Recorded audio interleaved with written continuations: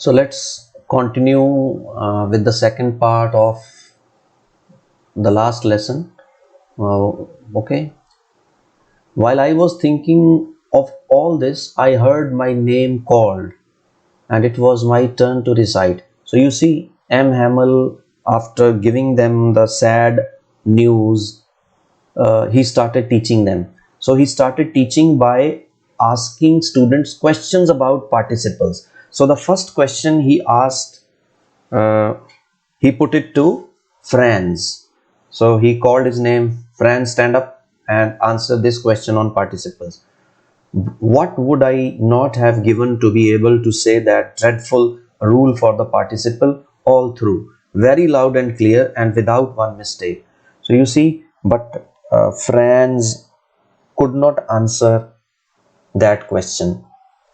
M. Hamel asked him some rules about participles, French participles, but Franz could not answer it, and Franz felt so bad, so regretful for not being able to answer M. Hamel's question, and he thought if he had learned the rules and if he had answered M. Hamel's question, it would have been the best gift he could give him to see when he was going away from them forever. So he really felt very, very sad, right? But I got mixed up on the first words and stood there holding on to my desk, my heart beating and not daring to look up. So you see, Franz did exactly what all the students do when they don't know the answer, right? They just look down and keep looking down, feeling ashamed and embarrassed. So I heard M. Hamel say to me, so you see, when Franz could not answer, this is what M. Hamel said to him. I won't scold you, little Franz. You must feel bad enough. See how it is. Every day we have said to ourselves, bah, I have plenty of time. I will learn it tomorrow. And now you see where we have come out. Ah, that is the great trouble with Alsace. She puts off learning till tomorrow. Now those fellows out there will have the right to say to you, how is it? You pretend to be Frenchmen and yet you can neither speak nor write your own language. But you are not the worst, poor little Franz. We have all a great deal to reproach ourselves with. So you see, when Franz couldn't answer, M. Hamel gave a very wise lecture, very, a lecture full of wisdom to the people sitting inside the class. So in this lecture, he tried to analyze the causes behind their poor attitude towards uh, their studies, and he also analyzed the causes of the defeat of Alsace and Lorraine, right? So here, and you see, whatever he has said here in these lines actually applies to all of us, right? uh, I'm reading it again. So how it is? So you see, little friends, he says, you must feel bad for being a bad learner, for not being able to answer my questions, and not you, all of us do this. Every day we say to ourselves, bah, I have plenty of time. See, every day we say to ourselves, this is universal phenomenon. For example, we here, even all the others, human beings in other parts of the world, whenever they have to do something, whenever they have to make a timetable or do self study or do something great, we keep postponing it. For example, it is our duty to study, not only study to do excellent in our studies, but very few of us do. There are only 2 or 3 toppers everywhere. Why can't we, all of us, stop? Why? Because of our bad attitude. We keep postponing things. See, we always say it to ourselves, I have plenty of time. All right. Okay, let me talk about something else in this regard. Suppose we are, a little bit fat and we want to keep our body in shape. So we make you see exercise regime, and we make a timetable that every day we'll get up early in the morning, go for a jog or do some exercise. But what we will do next day, we will not get up early in the morning, and even if we have put an alarm, the alarm goes off, we snooze the alarm or we switch it off, and then at that time we say to ourselves, I will start going for jogging tomorrow. So this is what everyone does. I'll learn it tomorrow. This is what the people in Alsace did.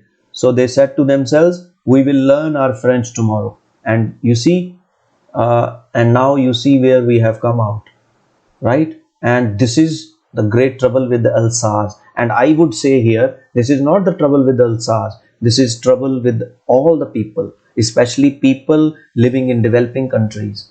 So she puts off learning till tomorrow. Here she stands for Alsace. Here I would say that all the people living in developing countries put off learning till tomorrow. Now, and you see, we have to pay a price then. So you see, we don't learn, we don't make best efforts, and as a result we lag behind. And the people who work hard, they become advanced, they take possession of the natural resources of the world. So you see, this is what happened in Alsace. So the people of Alsace and Lorraine put off their learning, they ignored their language, they ignored their duties. So now people from Prussia invaded and won their districts, and now they imposed their rules and regulations on them, because the people of France, people of Alsace and Lorraine, they were not able to you see live a disciplined life. So Prussians came and imposed their rules and regulations and forced them to live a disciplined life, right? So you see, they ignored learning French, but Prussian people forced, or rather made it compulsory to learn German now for them. So you see, and for this we have all a great deal to reproach ourselves with. Now note down the word reproach. Reproach here means अपने आप को डांटना, अपने आप को scold करना, right? So he says, for this, for being poor learners and for being responsible for what had happened in Alsace and Lorraine, because people of Alsace were responsible for allowing Prussians to invade. If people of Alsace and Lorraine were truly Frenchmen and truly great, they would not have allowed Prussians to invade their country and capture their districts. So your parents were not anxious enough to have you learn. They preferred to put you to work on a farm or at the mills so as to have a little more money. And I have been to blame also. Have I not often sent you to water my flowers instead of learning your lessons? And when I wanted to go fishing, did I not just give you a holiday? So here in this paragraph, M. Hamel is analyzing his fault also, and he's analyzing the parents, general people's fault also in not learning the French language, because they did not make learning French their first priority. They ignored it. They preferred, that is, they wanted their children to go to farms and mills to earn more money instead of sending them to school to learn French. And similarly, he's blaming himself, and I have been to blame also. You see, Franz was also careless when he was a teacher, when he had the responsibility of teaching French, because whenever you see he wanted his flowers to be watered, he asked his students to miss their lessons and water the flower beds. And when M. Hamel wanted to go fishing, he gave holidays to his students. So then from one thing to another, M. Hamel went on to talk of the French language. So you see, after analyzing the causes of not learning French uh, efficiently, or after finding out who were responsible for the poor attitude towards learning French language, he talked about many things, you see, and then he talked about French language, you see, how the French language is the most beautiful. Beta, here is the map. See here, map of France, you see, and here is Germany. You see, Germany invaded France through this area, you see here, and here is Lorraine, the district which was captured, and here is Alsace, which was captured. So you see, these two districts had been captured by Germany, which at that time was known as Prussia, right? So this is, so you see, this is France 1870-71. Language in the world, the clearest, the most logical, that we must guard it among us and never forget it. So you see, he appealed to the people sitting in his class, to his students sitting in the class, that they must make all the efforts to learn French. They must not allow the Prussians to take this French language forever away from them. So he appealed to them that although the French language had been banned, but they still must make efforts to keep it alive among themselves, right? So he gave a reason why. Because when a people are enslaved, as long as they hold fast to their language, it is as if they had the key to their prison. So he told them the reason why they should keep learning French secretly, because it would make them free. If they would be attached to their language, if they would keep French language alive, it would give them the power to fight against the injustice and oppressions of the Prussians, and one day it would prove to be key to their freedom.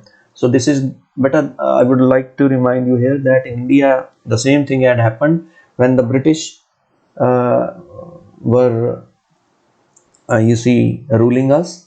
They had you see, banned the learning of native languages, right?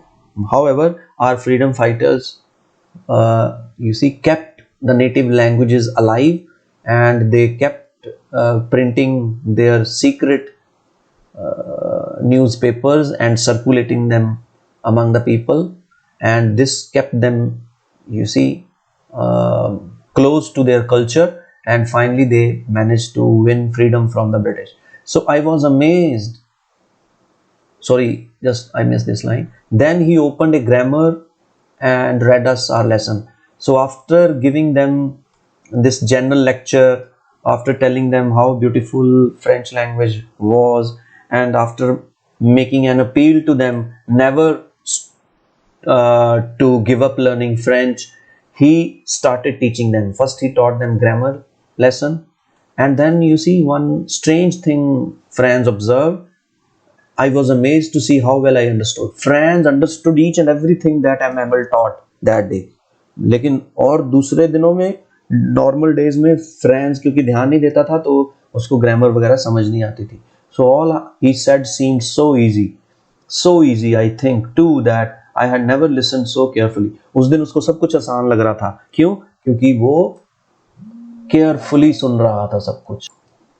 So the fact that Franz was understanding everything very easily was this, that he was listening very carefully. So, and that he had never explained everything with so much patience. Not only Franz was careful, M. Hamel was also very patient that day. So you see, he was teaching with the love and patience, so that's why he was able to explain better. So it seemed almost as if the poor man wanted to give us all he knew before going away.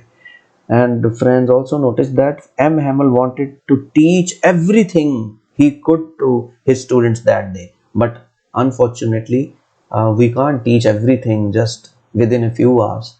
and to put it all into our heads at one stroke. So this is what he wanted to do. He wanted to put everything in their head, just that, with one effort. So after the grammar we had lesson in writing. Then you see, after the grammar lesson, the lesson in writing skill was given by M. Hamel. That day M. Hamel had new copies for us, written in a beautiful round hand, France, Alsace, France, Alsace. So you see, M. Hamel had brought notebooks for his students which he wanted to gift them, and on those notebooks he had beautifully written France, Alsace. So they looked like little flags floating everywhere in the schoolroom, hung from the rod at the top of our desk. So you see, those notebooks he gave to each and every student, and those notebooks looked like French flags, right, on their desks. So you ought to have seen how everyone set to work, and every student that day in the class, in M. Hamel's class, was studying seriously, and they were at their best. That is, they were making best efforts to learn. And how quiet it was, and everybody was very quiet. The only sound was the scratching of the pens over the paper. So the only sound that could be heard was the writing of the pen on the paper. So once some beetles flew in, but nobody paid any attention to them, not even the littlest ones, who worked right on tracing their fish hooks, as if that was French too, right? So you see, and when the writing lesson was on, a beetle flew inside the class, but nobody paid any attention. If it would have been any other day, if the beetle would have flown in, students would have started looking at the beetle. But that day nobody looked at the beetle. Even the very small students, very young students, they didn't look at the beetle, right? So who worked right on tracing their fish hooks, right? uh, on other days they would have maybe caught the beetle, and they would have uh, looked at their fish hooks. Fish hooks means the beetle might be having something fish hook like, you see, antenna or something else. So on the roof the pigeons cooed very low, and at that time, when Franz was having his writing lesson, on the roof of his class there were some pigeons, and they made a sound. Cooed means जैसे pigeons अपना शोर करते हैं गुटर गू वाला. And I thought to myself, will they make them sing in German, even the pigeons? So तभी France के दिमाग में एक सोच आई कि क्या ये जो जर्मन लोग हैं, क्या ये जो कबूतर हैं ऊपर बैठे छत पे, उनको भी जर्मन में कहेंगे कू करो? तो यहाँ पे वो थोड़ा सा मजाक उड़ा रहा है जर्मन लोगों का. So whenever I looked up from my writing, I saw M. Hamel sitting motionless in his chair and gazing first at one thing, then at another, as if he wanted to fix in his mind just how everything looked in that little schoolroom. So you see, Franz भी अपना writing का lesson कर रहा था, and while doing the writing lesson, whenever he looked at M. Hamel, he found M. Hamel sitting in his chair, looking hungrily, lovingly at everything in the room. जैसे लग रहा था कि वो सब चीज़ों को आखिरी बार जी भर के देख लेना चाहता हो, क्योंकि अभी थोड़ी देर में वो स्कूल को छोड़ के हमेशा के लिए जा रहा था. Fancy, for 40 years he had been there in the same place, क्योंकि he had been in that school for the last 40 years, with his garden outside the window and his class in front of him. और 40 years से उसने इस जगह पे time spend किया था. यहाँ पे गार्डन हुआ था, और गार्डन उसका इतना सुंदर हो गया था, और जिस क्लास में वो बैठा था उसमें वो 40 साल से पढ़ा रहा था. तो you know, one becomes emotionally attached to a place where one lives for so long, right? And saying goodbye in this type of situation becomes very difficult. So only the desks and benches had been worn smooth. तो 40 सालों से सब कुछ वैसे का वैसा था, और जो डेस्क क्लास में थे वो घिस गए थे 40 सालों में. The walnut trees in the garden were taller, और जो अखरोट के पेड़ उसने लगाए थे गार्डन में वो लंबे हो गए थे. And the hop vine that he had planted himself twined about the windows to the roof, और जो hop vine बेल का पौधा उसने लगाया था वो छोटे से पौधे से लेके ऊपर छत तक चढ़ गया था और दीवारों तक फैल गया था, क्योंकि जो hop vines होती हैं वो दीवारों पे चढ़ती हैं. How it must have broken his heart to leave it all. और फ्रेंड्स ने सोचा कि एम हैमल कितना दुखी होगा, क्योंकि वो उस जगह को छोड़ के उसको जाना पड़ रहा था जहां उसने अपने 40 साल बिताए थे। तो to hear his sister moving about in the room above, और तभी जिस क्लास में वो बैठे थे उसके बिल्कुल ऊपर स्कूल में सेकंड फ्लोर पे एम हैमल का रूम था जहां वो रहता था, वहां पे उसकी सिस्टर सारी पैकिंग कर रही थी। उसका नॉइज भी नीचे क्लास तक आ रहा था और एम हैमल उस नॉइज को सुनकर और दुखी हो रहा होगा। For they must leave the country next day, क्योंकि उन्हें नेक्स्ट डे अल्सास छोड़ के चले जाना था। But he had the courage to hear every lesson to the very last, लेकिन एम हैमल ने सारा कुछ पढ़ाया। After the writing we had a lesson in history, so you see, after the writing lesson, the lesson in history was also taught, and then the babies chanted their ba, bi, bi, bo, bu. These are the French, I think, vowels. So then the babies chanted their ba, bi, bi, bo, bu. Only the French people can pronounce it correctly, because the French pronunciation is very, very difficult. So down there at the back of the room, old Hosser had put on his spectacles and, holding his primer in both hands, spelled the letters with them. And you see, now everybody was studying seriously because the goodbye time was coming closer.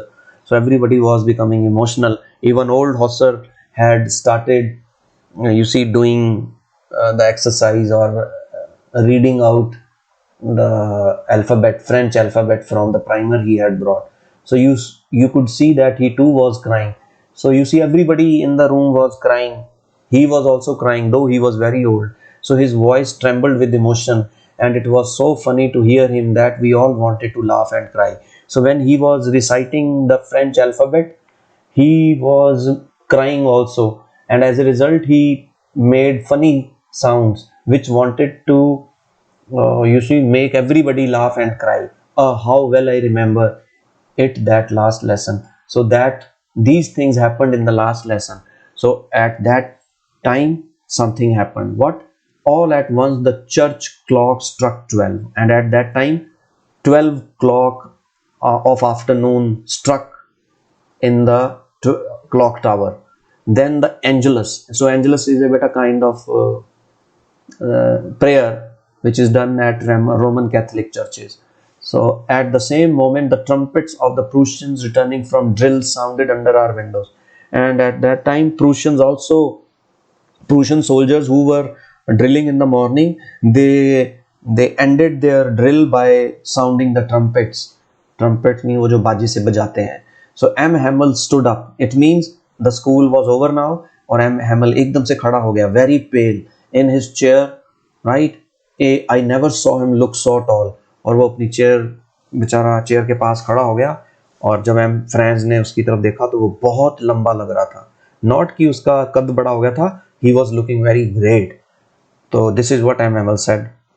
My friend said he, I and then he could not speak. M Hamel बहुत emotional हो गया, उससे बोला ही नहीं गया.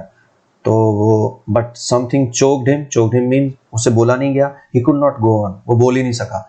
Then he turned to the blackboard, took a piece of chalk, और फिर उसने चौक उठाया और अपनी पूरी स्ट्रेंथ से, क्योंकि वो उससे खड़ा भी नहीं हो जाता, bearing on or with all his might means strength, he wrote as large as he could. उसने बड़ा बड़ा ब्लैक बोर्ड पे ये लिख दिया, Vive la France, right? इसका मतलब होता है long live France. Then he stopped and leaned his head against the wall, and then he started crying. Without a word he made a gesture, और उसने हाथ से इशारा किया कि आप बेटा क्लास से बाहर जाओ. सब स्टूडेंट्स को कहा क्लास से बाहर जाओ हाथ के इशारे से. School is dismissed, you may go. This is what actually that gesture meant, कि स्कूल खत्म हो गया, अब आप जा सकते हो. And with this the chapter ends, right? That's it. Thank you.